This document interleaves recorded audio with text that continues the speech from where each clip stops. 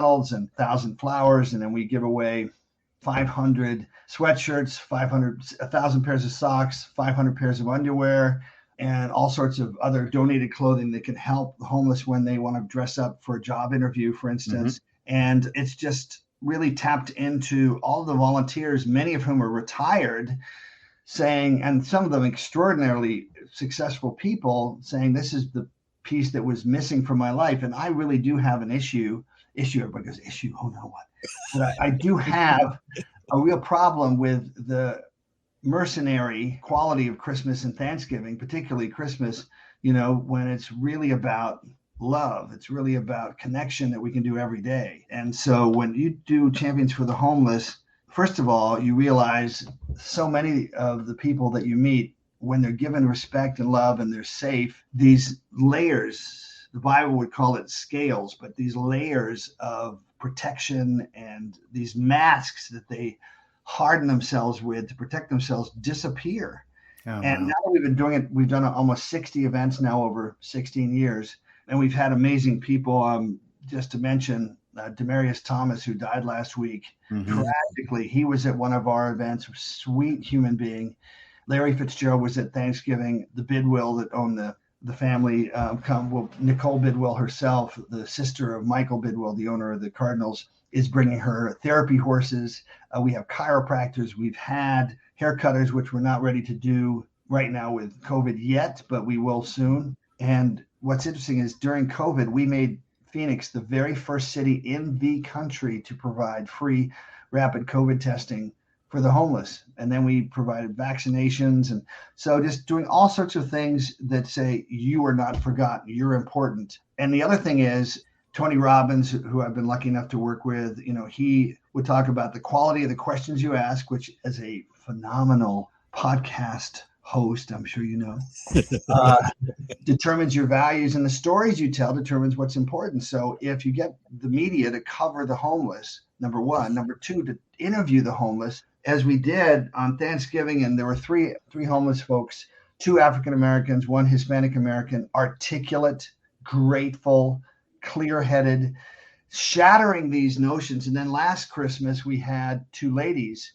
who had been homeless, and their eyes were bright. They're wearing masks, and their eyes are just glistening with love and appreciation. And so it shatters unconsciously and consciously the viewing public. It shatters the way they look at the homeless. And what you've noticed, what I've noticed, and what everybody here has noticed is, while by definition the homeless issue is a desperate one, it's a heck of a lot better than it is in Los Angeles and Southern California and San Francisco, where it's just a problem. It's a problem. What do we do? As opposed to, these are individuals, and it's amazing how you treat people differently when you do that. In fact, speaking of that, the whole police issue, I'll even go there. Sheriff Paul Penzone, who replaced Crazy Joe Arpaio, whose pink underwear thing, or whatever, it had some merit in there somewhere, but Paul Penzone was there with his wife, wearing a mask, not asking for any attention at all, just serving. And so the same principle applies in communities where the police know the people that they're working with and serving, and vice versa. When the community looks at the police as individuals, when you look at somebody as a human being, you treat them differently. I'm working.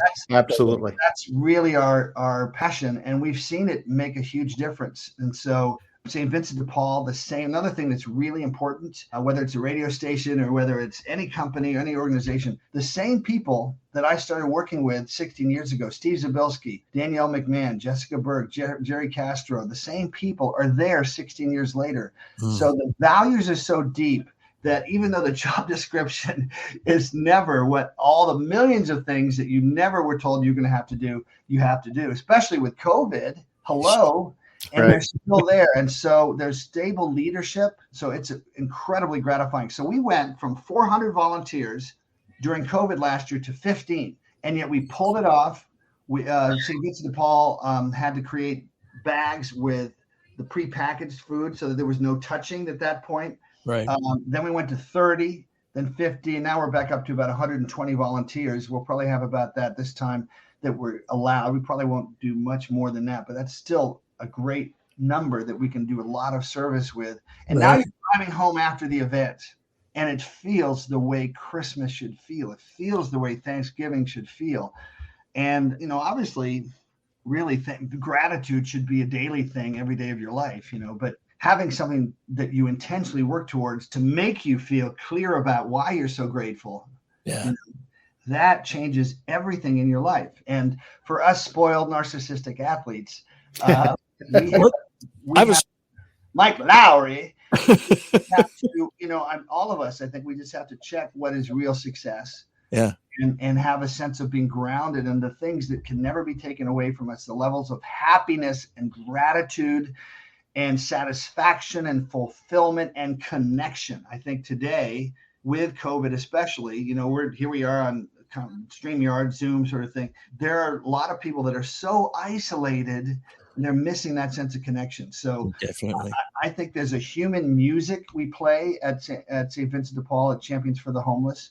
And if you guys want to go to nicklowry.org and there's a donate page, you can see all sorts of videos about what we've done and do, including working on, providing job training for high paying jobs. That is over $20 an hour jobs where you might actually save a tiny bit of money and have a better chance of getting out of poverty.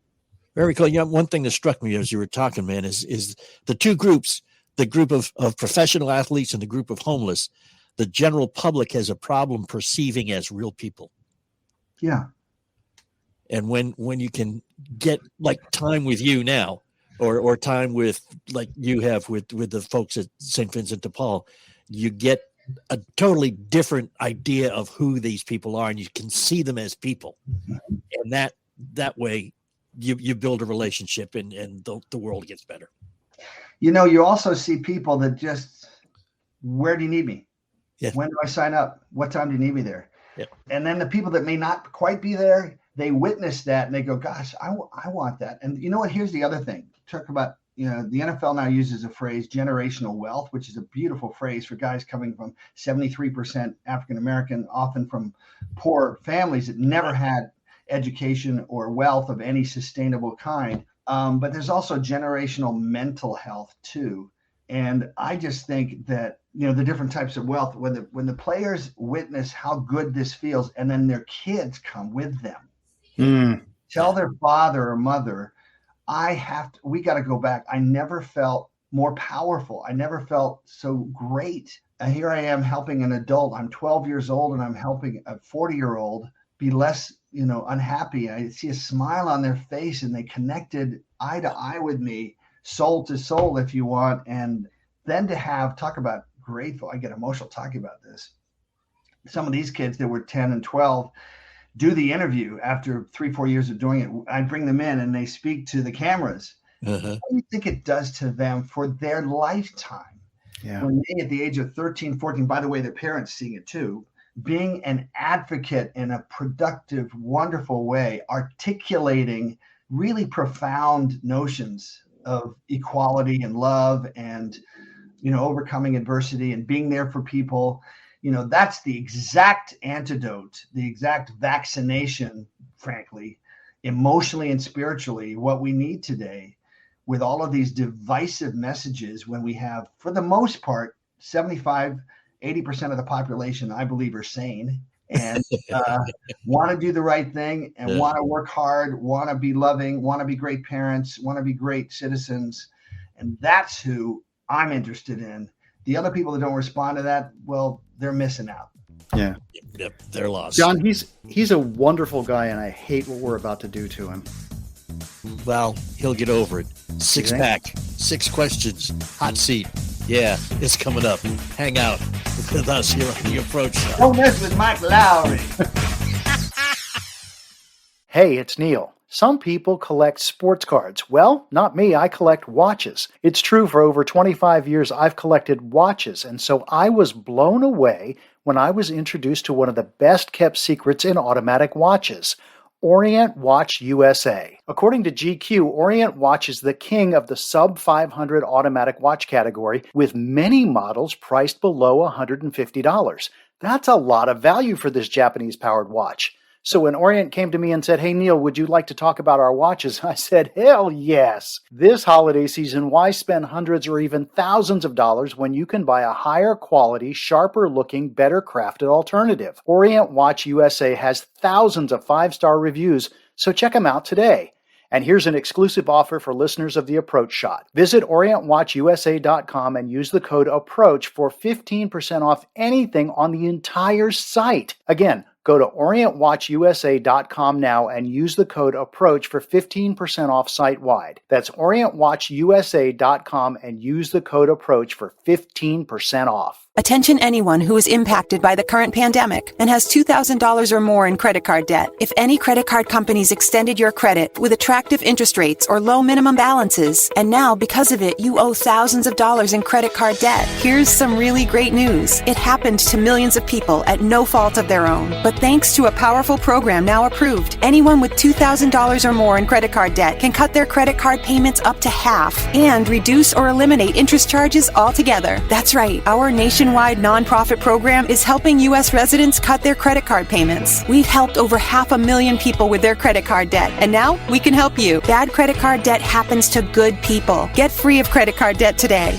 Call Credit Guard of America now at 800-672-6925 to see how this powerful nonprofit program can work for you. The call and information are free. Call 800-672-6925. That's 800-672-6925. 800-672-6925.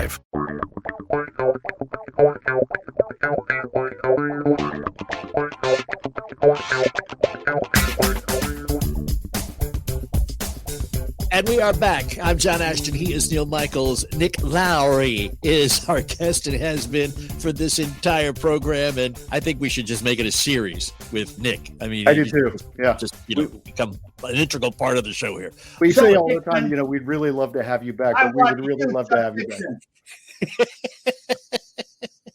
Unfortunately, Nick, what comes at the end of all these shows is the terror of the 6-pack of questions that we're about to fire off to you. And what we ask of you is that you give us the very first answer that comes to mind. Don't think about it. It doesn't help.